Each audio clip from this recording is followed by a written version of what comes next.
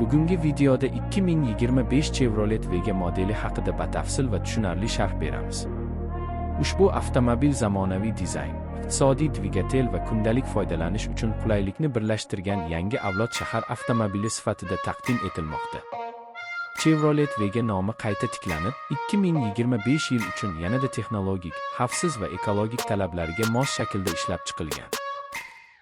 Video davomida biz uning tashqi ko'rinishi, ichki saloni, texnik ko'rsatkichlari va asosiy funksiyalarni ko'rib chiqamiz.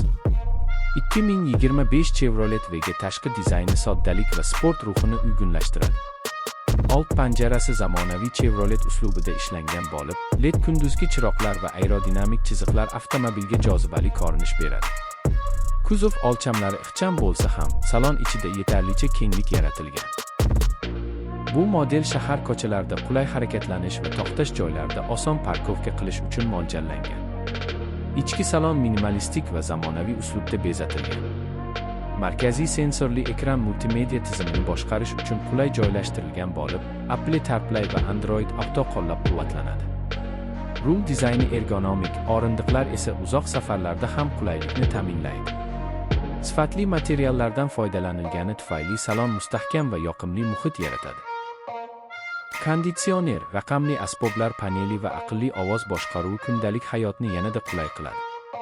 Texnik jihatdan 2025 Chevrolet Vega tejamkorlikka katta e'tibor qaratadi. U kichik hajmli, lekin samarali benzin dvigateli bilan jihozlangan bo'lib, yoqilg'i sarfini kamaytirishga yordam beradi. Avtomatik va mexanik uzatmalar qutisi variantlari mavjud bo'lishi kutilmoqda. Osma tizimi shahar yo'llari uchun moslashtirilgan, rul boshqaruvi esa aniq va yengil. Bu avtomobil yangi haydovchilar va oilaviy foydalanish uchun ham yaxshi tanlov bo'la oladi. Xavfsizlik masalasida ham Chevrolet Vega zamonaviy talablarni qondiradi. Old va yon havo yostiqchalari